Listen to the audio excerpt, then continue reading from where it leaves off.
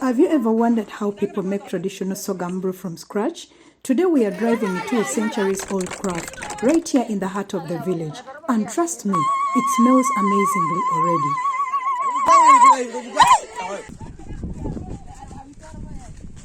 Before the sorghum hits the fire, we've got work to do. Firewood check, village kitchen ready. This is the akalat, a traditional frying metal used for generations. First rule of village cooking, clean your tools. Now we build the fire, simple, strong and steady, because every great local brew starts with red flames and real effort.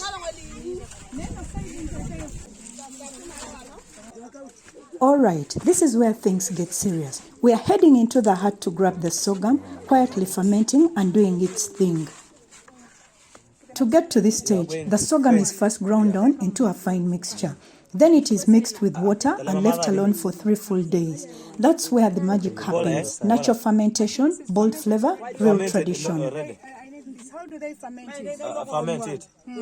They get sorghum.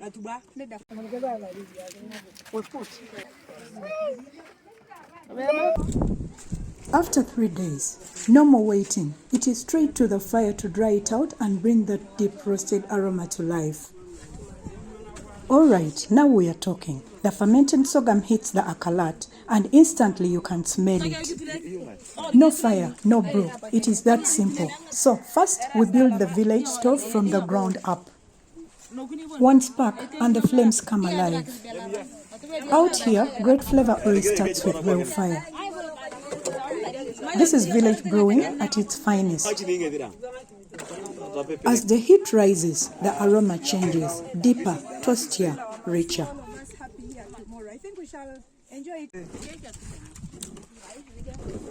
And just like that, the sorghum is perfectly fried.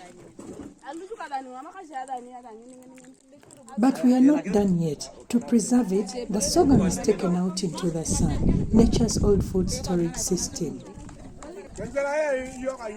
Under the heat of the day, it dries slowly, locking in flavor and keeping it ready for the next step of brewing. And now, the moment that brings everything together. Our beautifully fried sorghum is completely dry, warm and full of that rich roasted aroma.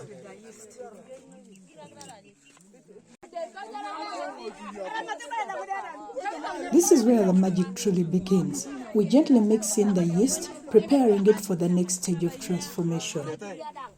Here is how our traditional yeast comes to life. All sorghum grains are soaked in water for a day, then washed and mixed with ash to awaken the natural fermentation power. After a few hours of roasting, the grains are washed again and sealed in a sack for 2 days to germinate. Once they sprout, they are sun-dried, finely ground, and just like that, our rich homemade yeast is ready to bring flavor to life. After mixing our beautifully dried sorghum with the homemade yeast, we add water into the pot and gently pour in that powerful mixture. Then we let it rest for a full day.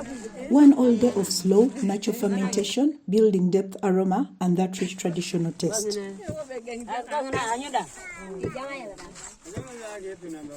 So we are going to keep this until tomorrow.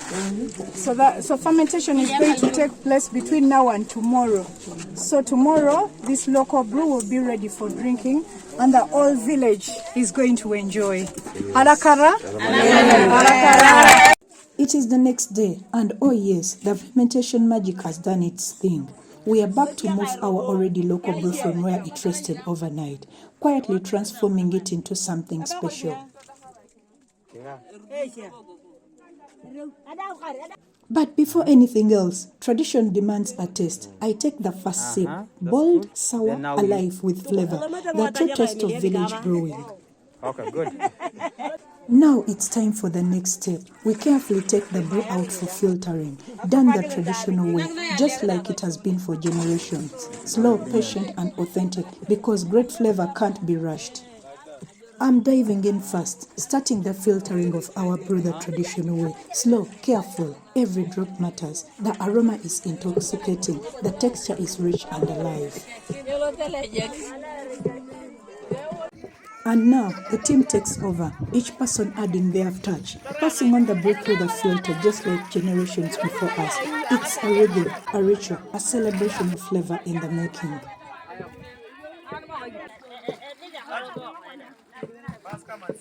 Calabash is getting scrubbed clean because this legendary brew deserves a spotless clean. Let's pair. And here it is, our local brew finally finished. The moment has arrived. I take the first sip. Oh, the flavor, the depth, the life in every drop.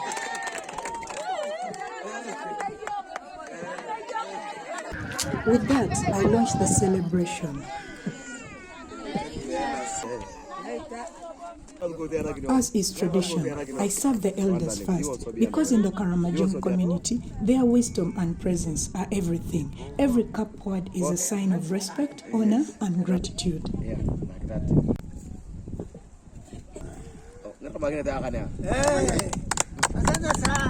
They're giving you the cows, people. There's some cow. Your road has been cleansed. And now, everyone gets to enjoy the fruit of our labor, the local brew, rich, lively, and full of flavor. Every sip tells a story, hard work pays off, and this moment is a celebration of true teamwork.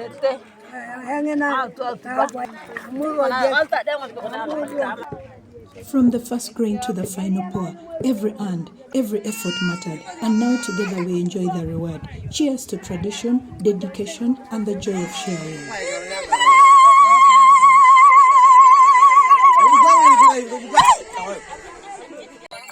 So, next time you see sorghum, don't just pass it by. It might just hold the secret to one of the most incredible brews you have ever tasted. Cheers!